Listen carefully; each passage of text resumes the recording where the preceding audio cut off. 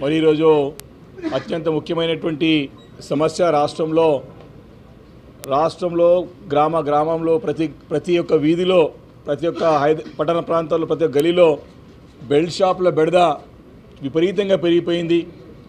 దానికి సంబంధించిన ప్రశ్న ఈరోజు ప్రభుత్వాన్ని మరి అడిగి మరి ఒక బెల్ట్ షాపుల బెడద నుంచి మరి ప్రజలకు విముక్తి కలిగిస్తారా అనే ఒక అంశం పైన ప్రశ్న ఉంటే మరి వారికి నచ్చిన ప్రశ్నలన్నీ తీసుకొని మా ప్రశ్న రాగానే మరి హౌస్ని వాయిదా వేయడం చూస్తే చాలా బాధాకరమైన విషయం.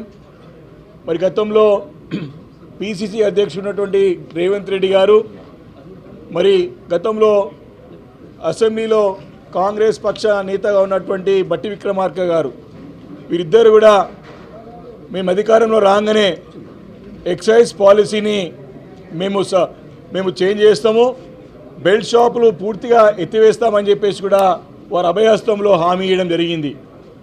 ఏడాది కావస్తోంది, సంవత్సరం పూర్తి అయిపోయింది.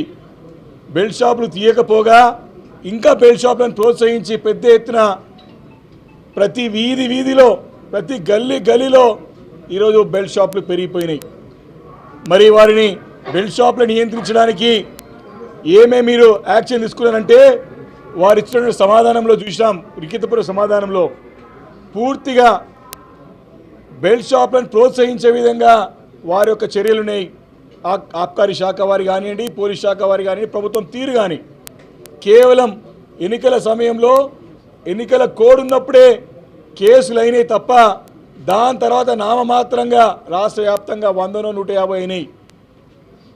పార్లమెంట్ ఎన్నికల సమయంలో ఏప్రిల్ మేలో వేల సంఖ్యలో కేసులు అయితే అక్రమ మద్యం అమ్మకాలపై మిగతా నెలలో కేవలం 100-200 తూతు మంత్రంగా కేసులు బుక్ చేసి మరి చేతులు దులుపుకునే ప్రయత్నం ప్రభుత్వం చేస్తూ ఉంది. అంటే దీన్ని బట్టి స్పష్టంగా బెల్ట్ షాపులని ప్రోత్సహిస్తుంది ప్రభుత్వం. గతంలో ఇదే రేవంత్ రెడ్డి గారు పిసిసి అధ్యక్షుడిగా, ఇదే బట్టి విక్రమార్క గారు లీడర్ ఆఫ్ మరి మన కాంగ్రెస్ పార్టీ లెజిస్లేటివ్ పార్టీ నాయకుడిగా మాటలు ఈరోజు ఎందుకు మారినారు? ఎందుకు ఈ ద్వంద్వ వైఖరి? ప్రతిపక్షంలో ఉన్నప్పుడు ఒక మాట, ఈరోజు అధికార పక్షంలో ఉన్న ఒక మాట. ఈ ద్వంద్వ వైఖరిని బీఆర్ఎస్ పార్టీ తీవ్రంగా ఖండిస్తూ ఉంది.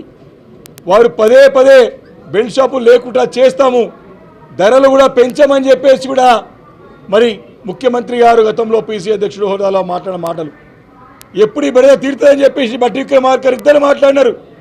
ఈరోజు స్పష్టంగా తెలుస్తోంది వీరు మద్యాన్ని ప్రోత్సహించి రేట్లు పెంచేటువంటి ఆలోచన కూడా ప్రభుత్వం ఉంది.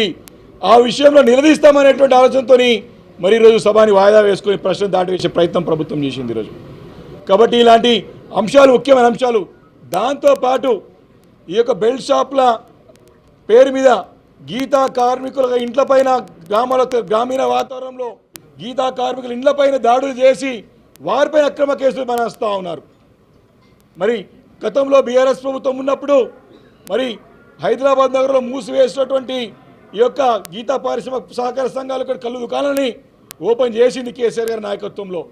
రాష్ట్ర వ్యాప్తంగా గ్రామాల్లో వారికి వనాలకి ఈత చెట్లకి మరి ప్రోత్సహించి చెట్లు నాటించి మరి గీతా వృత్తిని కాపాడే ప్రయత్నం చేస్తే ఈరోజు గీతా వృత్తిని పూర్తిగా నిర్వీర్యం చేసి ఈ మద్యం అమ్మకాల ద్వారా ఈ మద్యంతో మరి ప్రోత్సహించి ఇటు గీతా వృత్తిని కూడా నిర్వీర్యం చేసే ప్రయత్నం ప్రభుత్వం చేస్తున్నట్టు స్పష్టంగా కనపడతా ఉంది.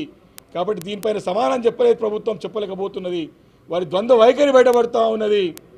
దానికి తోడు డ్రగ్స్ కూడా విపరీతంగా డ్రగ్స్ ఎక్కడ పోయినా ఈరోజు గ్రామీణ వాతావరణంలో డ్రగ్స్, ప్రతి దగ్గర డ్రగ్స్, చిన్న పాన్ డబ్బాలో కూడా కిల్లి కొట్టు దుకాణంలో కూడా డ్రగ్స్ లభ్యమవుతూ ఉన్నాయి. ముఖ్యమంత్రి గారు పెద్ద మాటలు మాట్లాడడం మొదటి సమావేశంలో ఊదరగొట్టి ఉపన్యాసాలు ఇచ్చినాడు. కక్షపూరితంగా మా పార్టీ నాయకుల బంధువుల ఇంట్లో దాడి చేసే ప్రయత్నం చేసి ఇరికిచ్చే ప్రయత్నం చేసినాడు. మా పార్టీకి సంబంధించినటువంటి ఎమ్మెల్యేల కార్లు ఆపి వెతికి వారిని కూడా ఇరికిచ్చే ప్రయత్నం చేసినాడు. అయ్యా నిద్రం లేవు, ఇప్పటికైనా సంవత్సరం అయింది, నువ్వు మాటలు గాలికి పోయినాయి. ప్రతి దగ్గర డ్రగ్స్ విపరీతంగా జరుగుతూ ఉన్నాయి. డ్రగ్ నియంత్రణలో పూర్తిగా విఫలమైంది ప్రభుత్వం. కాబట్టి ఇలాంటి అంశాలను కూడా ప్రశ్న అడుగుతామని ప్రభుత్వంని బీఆర్ఎస్ పార్టీ గొంతులొక్కే ప్రయత్నం చేస్తూ ఉంది ఈరోజు ప్రభుత్వం అని చెప్పి ఈ సందర్భంగా మనవి చేసుకుంటూ మరి ఈ యొక్క ప్రభుత్వం యొక్క వైఖరిని తప్పకుండా తీవ్రంగా బీఆర్ఎస్ పార్టీ ఎండగడుతుంది. ఇక బెల్ట్ షాప్ల బెడదని గతంలో మీరు ఇచ్చినటువంటి హామీ ప్రకారమే లిఖితపూర్వక ఇచ్చిన హామీ ఉన్నది, మీరు ఇచ్చిన ఉపన్యాసాలు ఉన్నాయి. తప్పకుండా ఈ బెల్ట్ షాపులు నియంత్రించడానికి బీఆర్ఎస్ పార్టీ తరఫున పోరాటం చేస్తాం. అదేవిధంగా గీతా కార్మికుల వృత్తిని కూడా కాపాడటానికి కూడా బీఆర్ఎస్ పార్టీ అండగా ఉంటుంది. దానికి తోడు వీరు కూడా మద్యం దుకాణాలు కూడా లైసెన్స్లో కూడా మరి గీతా వృత్తిపైన ఆధారపడే వారు కూడా మేము రిజర్వేషన్ ఇస్తామని చెప్పి కూడా వారి యొక్క మేనిఫెస్టోలో పెట్టినారు. ఇవన్నీ కూడా ప్రశ్నించాల్సిన అవసరం ఉన్నది. కాబట్టి దీనికి జవాబు చెప్పాల్సినటువంటి బాధ్యత ప్రభుత్వం పైన ఉన్నది. ఏడాదిగా వస్తూ ఉంది, దాటవేసే ప్రయత్నమే తప్ప సమాధానం చెప్పడానికి, తప్పులు సరిదిద్దుకోవడానికి, వారు ఇచ్చిన హామీలు నిలబెట్టడానికి ఎలాంటి ప్రయత్నం చేస్తలేదని చెప్పేసి కూడా ఈ సందర్భంగా మనవి చేసుకుంటూ ఖచ్చితంగా ప్రభుత్వం మెడలు వంచుతాం, నిలదీస్తాం. మాకు భయపడి గజగజలాడేసి తప్పించుకునే ప్రయత్నం చేస్తున్నారు. ఇటు అసెంబ్లీలో కానీ ప్రజాక్షేత్రంలో కానీ కాంగ్రెస్ పార్టీ ప్రభుత్వాన్ని భరతం పడతాం. వారు ఇచ్చిన హామీలని అమలు చేసే వరకు కూడా గ్రామాన కూడా ఈ ప్రభుత్వం నిలదీస్తామని చెప్పేసి కూడా హెచ్చరిస్తా ఉన్నాను.